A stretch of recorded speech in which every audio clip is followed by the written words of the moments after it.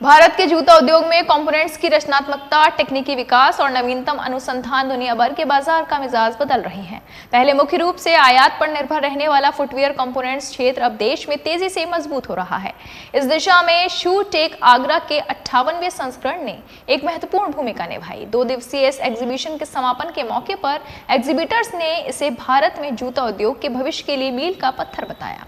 भारत के जूता उद्योग में कंपोनेंट्स की रचनात्मकता, तकनीकी विकास और नवीनतम अनुसंधान दुनिया भर में भारतीय बाजार का मिजाज बदल रहे हैं। देश में कंपोनेंट्स की आपूर्ति, जो पहले मुख्य रूप से आयात पर निर्भर थी, अब भारत में तेजी से मजबूत हो रही है। कुछ ऐसे ही वक्तव्य एग्जीबिशन शू टेक आगरा के 58वें संस्करण के दूसरे अंतिम दिन समापन के मौके पर एग्जीबिशन में भाग ले रहे एग्जीबिटर्स को संबोधित करते हुए एफमैक अध्यक्ष पूरन टावर ने कहे। उन्होंने कहा, जूते में इस्तेमाल होने वाले सभी कंपोनेंट्स अब देश में ही उपलब्ध हो रहे हैं। शू टेक जैसे आयोजन इस औद्योगिक क्रांति के नायक साबित हो रहे हैं। बहुत अच्छी संभावनाएं यहाँ देखने को मिली हैं और इस बीच एक अच्छी खबर भी आई है कि जो अमेरिका से जो टैरिफ वार चल रही थी, जिस पर चिंतित हम चल रहे थे, उसमें भारत सबसे कम प्रभावित हुआ है और हमारे जो कॉम्पिटिटर देश हैं, चाइना हो, बांग्लादेश हो, वियतनाम हो, इंडोनेशिया हो, वो हमसे बहुत अधिक प्रभावित हुए। संभावना ये है कि भारत का व्यापार बढ़ेगा और आगरा का फुटवियर में बड़ा हिस्सा होगा। यहाँ जो देखा गया, एक अच्छा फुटबॉल रहा, आप लोगों ने अच्छा प्रचार किया, उसका अच्छा फुटबॉल रहा।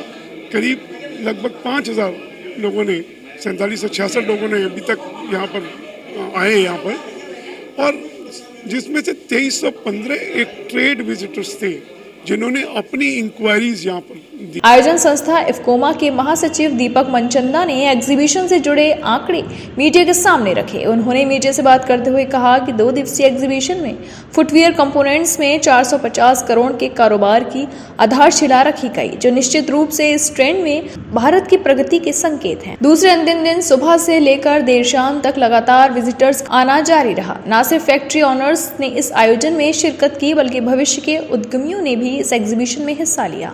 हम लोग एडिसिव इंडस्ट्री में हैं। हम मेनली फुटवेयर इंडस्ट्री के लिए एडिसिव्स बनाते हैं। एडिसिव्स की कहानी ये है कि फुटवेयर में, किसी भी जूते में 10 से 15 रुपए का एडिसिव लगता है और 200 रुपए से लेके 5000 10,000 रुपए तक का एक जोड़ी बनती है। तो एडिसिव बहुत इम्पोर्टेंट पार्ट है।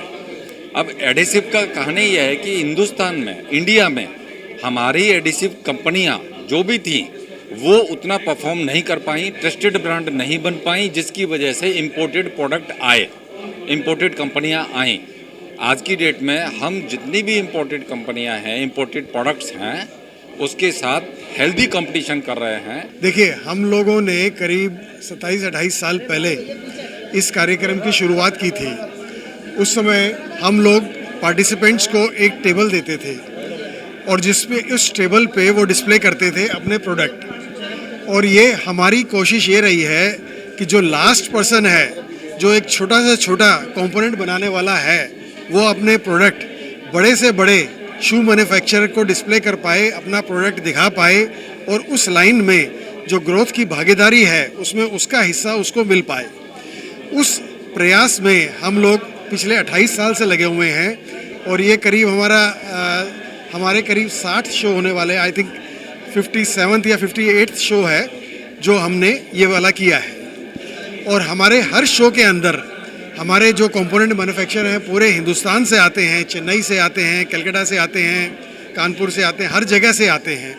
और देखने के लिए भी जूते वाले आज भी जो लोग आए हैं, सिर्फ आगरा से नहीं आए, कानपुर से भी आए हैं और भी बहुत जगह से आए हैं। भारतीय जूता उद्योग में तकनीकी विकास और रचनात्मकता के साथ जो बदलाव आ रहे हैं, वे न केवल भारतीय बाजार के मिजाज को बदल रहे हैं। कार्यक्रम का संचालन अतुल कोहली ने किया। इस दौरान इफ्कोमा के महासचिव दीपक मनचंदा, कार्यकारी निदेशक SK वर्मा, पूर्व अध्यक्ष प्रदीप अग्रवाल, अस्मा के अध्यक्ष उपिंदर सिंह लवली, CCLA के अजय शर्मा, ब्रजेश शर्मा आदि विशेष रूप से मौजूद रहे। मून न्यूज के लिए ताराचंद की रिपोर्ट।